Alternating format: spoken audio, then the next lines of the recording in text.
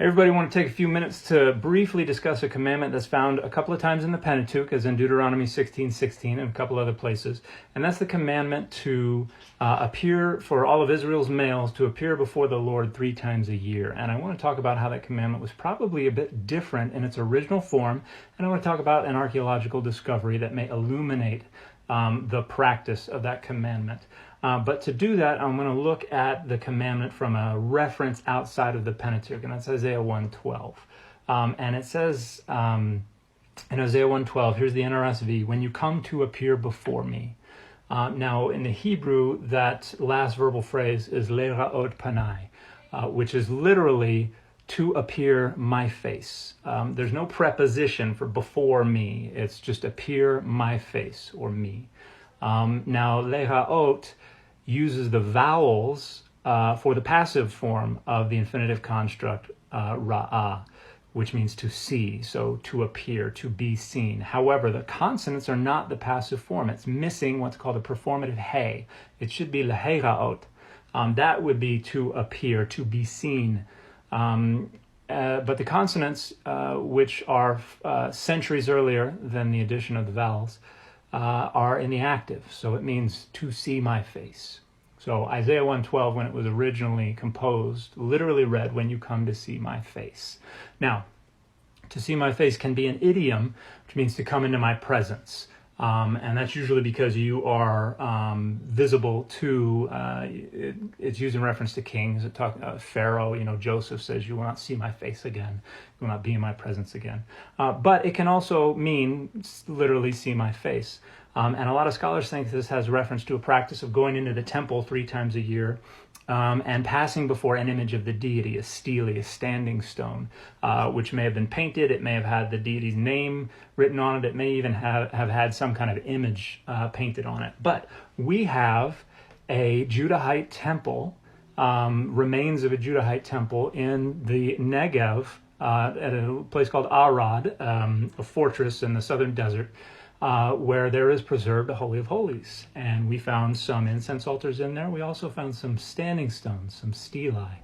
And we think that there was only one stele at a time propped up in the Holy of Holies, but this may give us material evidence for what it would have looked like for someone to go into the temple and see the face of God via this stele that was propped up. We don't know if it was painted in some way, but that would have been the context for the fulfillment of this commandment to 3 times a year see the face of God. Okay, so here is a photo of the Judahite temple at Arad. This is on top of a hill in the southern desert, the Negev in Israel. And this was built into the corner of a Judahite fortress. And this was decommissioned around the time that Sennacherib was threatening to invade. And it was filled with soil about to the height of the walls.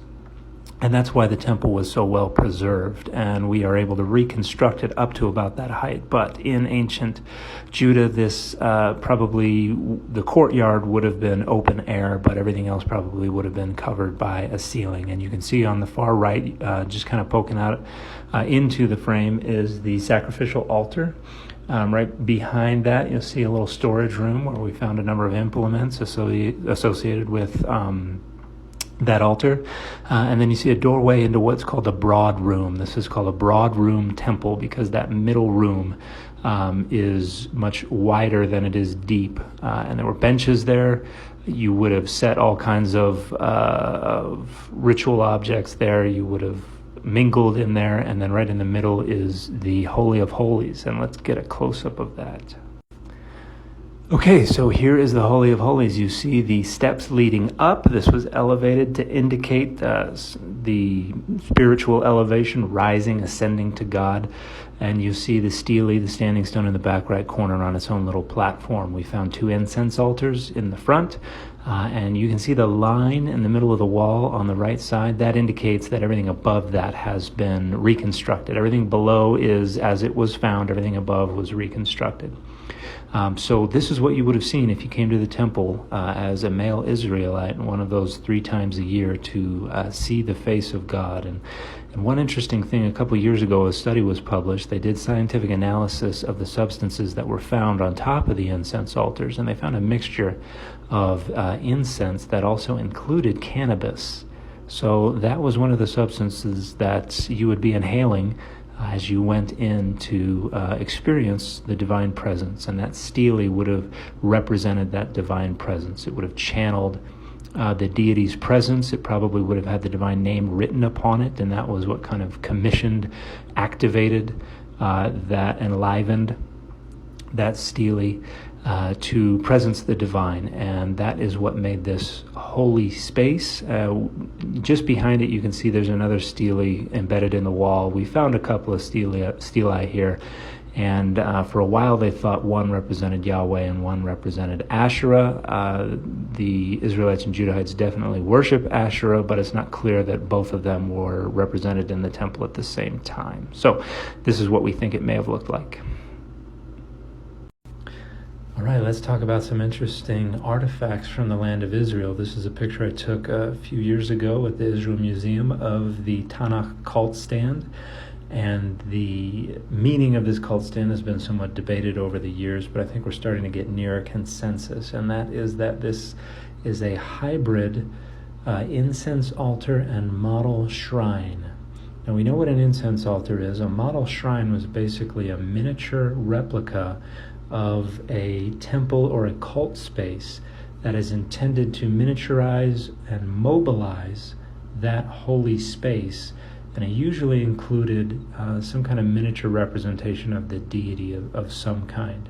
Now this has been arranged to accommodate the incense altar nature. It has been arranged vertically rather than being made to look like a three-dimensional temple, and so the 4 registers are probably a vertical arrangement of what the worshiper encounters as they enter a temple. And this is likely dedicated to a goddess, a female deity. Now I'm going to start from the bottom and work up. In the very bottom we have a female deity that is nude, that is holding the ears of 2 lions, and that would be probably right outside the entrance of the temple. Right above that you see 2 basically cherubim. This is one of the clearest representations we probably have of cherubim, which were somewhat like sphinxes. And the empty space, it used to be thought that, oh, this represented the aniconic Yahweh, but more likely this represents the entryway into the temple, the door into the temple. So you would enter between the 2 sphinxes or cherubim. Above that we have a stylized date palm with ibexes on either side of that, and that is a pretty good representation of a fertility goddess like Asherah. And then we have lions again flanking that. And then in the register above that, we have a horse of some kind with what appears to be a sun disk above it. And this is what led many people to interpret this as a reference to Yahweh as a sun deity. But the horses are more commonly representative of goddesses. And then you've got some volutes. And then on the very top, those little discs are probably intended to represent what the roof beams would have looked like sticking out straight at you at the temple. We have a number of other model shrines that have those roof beams represented. And so this would have been set up in a cultic space to miniaturize and mobilize access to the goddess. And probably there was some kind of figurine that could have been placed in the center that you would see if you looked into the entrance. So we have all kinds of these things all over Israel. Fascinating stuff. So the verse actually says on the first of the Sabbath, not the first of the week. Okay, so this is not a mistranslation. This is a very convenient illustration of a general principle of mine, that you should never listen to anybody who shows you Strong's Concordance, because it means they don't know the language. Yes, it is important to look at the underlying Greek and Hebrew. It is, however, more important to know the underlying Greek and Hebrew, and you have shown that you do not know the underlying Greek. You showed a lexicon entry for the singular noun Sabbaton, which ends in omicron nu and refers to the Sabbath. you showed a passage that has the word in the genitive plural tone, Sabbaton, ending in omega nu. That was an idiomatic way to refer to the full week. So it is not a mistranslation at all, and we need to be more careful with how we appeal to Greek and Hebrew, particularly if we don't understand them. Hey everybody, wanted to take a minute to go over how names are sometimes used in the Hebrew Bible to editorialize. A real quick example is the husbands of Ruth and Orpah in the beginning of the book of Ruth. Maklelan and Chilion means sickly and frail. Clearly, they're just disposable characters. A cooler example, I think, is Eshbaal, one of the sons of Saul, who pops up in a few different places. But his name means man of Baal, or man of the Lord.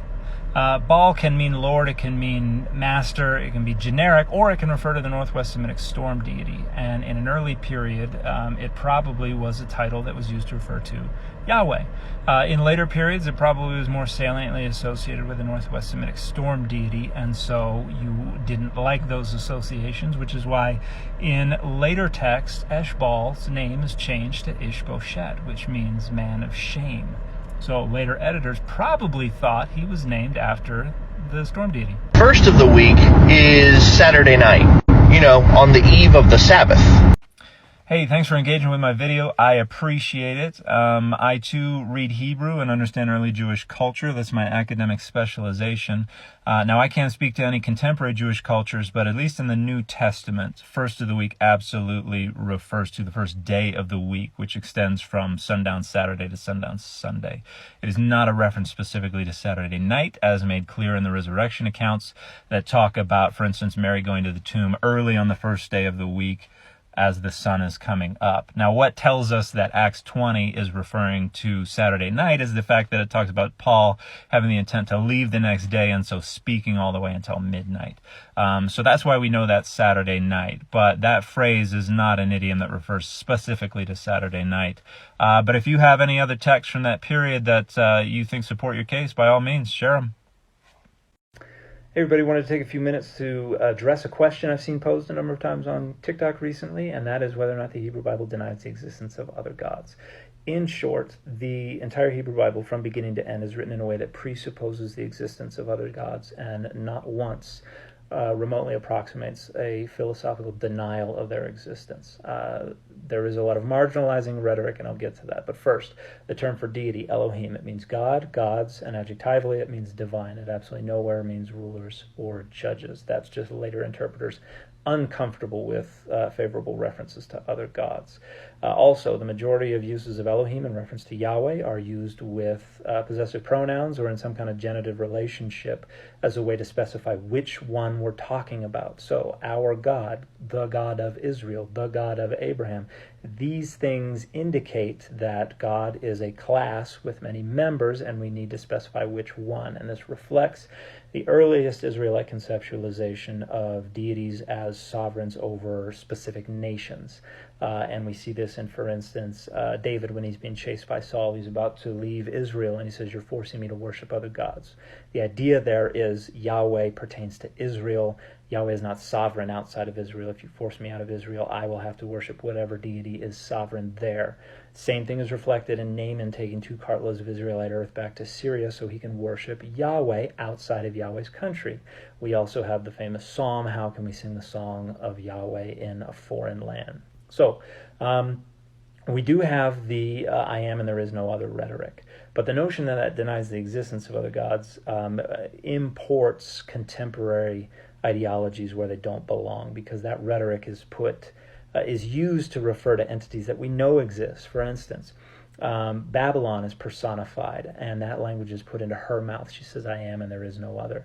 And the point is not that Babylon thinks she's the only city that exists. The point is Babylon thinks she's the only city that matters to her people. We have in Deuteronomy, you have angered me with what is a non-God, and so I am going to punish you with what is a non-people. And this is a reference to Assyria. It does not mean Assyria actually doesn't exist. It means they are unimportant. They are not relevant. And that is what the rhetoric means when it's used in reference to the other gods. And we know this because everything surrounding it explicitly acknowledges the existence of other gods. Even Deuteronomy, right after it says, "I am and there is no other," says, "Worship him, all you gods." And so the language is unequivocal. And even after Deutero-Isaiah, we get in Qumran and in a bunch of other literature references to other gods. Now later on, they're recast as third, fourth tier deities like angels and deified humans, but it's all gods. Hey everybody, I wanted to talk about another trend I've seen recently on TikTok, and that is the number of folks who are, I think some of them call themselves Torah observant, Messianic, Hebrew roots movement. I don't know how these social identities are delineated, but I've seen a number of folks who assert that the law of Moses still needs to be followed, and I think that's a fascinating identity. I'm going to engage folks where I think they are using that information, but I'm not going to judge that movement at all. In fact, I want to point out that for a lot of scholars, that matches the position that the Gospel of Matthew takes. The Gospel of Matthew seems to, from beginning to end, not just assert that the law of Moses is still in effect, but that the Christian gospel requires that we live a higher law. That doesn't mean this higher law replaces the law of Moses. It means it is added on to the law of Moses. And I think that one of the clearest indicators of this is the difference between something that Matthew and Luke share. Matthew shares in the Sermon on the Mount, where he says that he's not here to destroy the law, and that not one jot or tittle of the law will be destroyed until heaven and earth pass away. And if you go look at the way Luke says it, he says the law and the prophets were until John, and then says that it would be easier for heaven and earth to pass away than for one jot or tittle of the law to be lost. So that does not deny that it's happening. It just says it's easier for that. Matthew seems to be suggesting the law of Moses will remain in force until heaven and earth pass away. So this is still debated among scholars. A lot of lay folks aren't aware of this debate, but there is something to the argument that Matthew was a Judaizer who believed that Christians were still required to keep the law of Moses. And this is even, it was heavily debated at the Jerusalem Council, reflected in the book of Acts. Now this is written later by the winners of that debate, basically, so they have a particular position to take, but it seems likely that at least the Gospel of Matthew and likely many other early Christians sided with the folks who seem to identify as Hebrew roots or Messianic Jewish or Torah observant or whatever they, however they identify themselves today. So there's a lot more under the hood once you take the time to look. Okay, Pointless Thorns, you posted an 8-minute video on YouTube and a 3-minute excerpt on TikTok trying to challenge my assertion that 2 Kings 3:27 has Chemosh defeating Yahweh and driving off the Israelite forces. Now, I watched your whole video, looking forward to any engagement with the text that demonstrates you can actually grapple competently with the underlying issues, and I saw absolutely nothing. The closest you came is 2 things you said. One was that it was Yahweh that did that, not Chemosh, an oblique reference to the divine fury. The other thing you said was that the Israelite forces just ended the battle. In other words, they voluntarily left and had done what they had come to do, which they clearly didn't. Moab was not delivered into their hands. They left empty-handed, and Moab's vassalage was thrown off. So if you want to assert those 2 readings, which are very specific readings of the text, you have to provide an argument for them. You did not provide an argument for them. You provided an argument for why, if I accept a series of suppositions and ideologies, then those suppositions and ideologies hold, and that's the very definition of begging the question. So you've got to address 2 things if you want to have an honest-to-goodness discussion about this verse. One, the idea that the Israelites just voluntarily ended the battle. In English translation, it usually says something like they left and returned home. And there are 2 verbs that are being used here to refer to that. But the only other place in all the Hebrew Bible where those 2 verbs can occur in conjunction is where Sennacherib's forces leave and return home after the angel of the Lord kills 180,000 members of their force. So this just happens to be another situation where an invading force has to call off a siege of a city and return home because a divine agent decimated their troops. So there's already a very strong parallel for this. You have to tell me why your reading makes more sense, and good luck doing that. The other thing you need to address is Ketzef Gadol. You are asserting that was Yahweh's anger. On what grounds? You need to provide an argument for why Yahweh's anger would be kindled against the Israelite forces immediately following and clearly in response to the Moabite king offering his son as a sacrifice upon the city wall. So, if you can do those two things, then we've got a discussion on our hands. Until then, all you're doing is performing for people who already agree with you to try to show them that their ideologies and their presuppositions are defensible. That's all you're doing. For those who actually understand the Hebrew, the literary, the rhetorical, the historical context, you're not actually making an argument for anything. So this is performative until you can actually provide a real argument, and I am here for that whenever you are able to do that. Hey everybody, I thought I'd mix things up a little bit, humor some of you, and no doubt annoy others by talking about a passage from the Book of Mormon and arguing that the traditional reading of this passage actually has nothing to do with what it was originally intended to mean. And that passage is 2 Nephi 25:23, which says at the end, "It is by grace that we are saved after all we can do." And this passage has traditionally been read to mean that grace does not kick in until after we have done all that we can do. It is an important proof text for a more works-based soteriology within the church, and that is something for which we are infamous.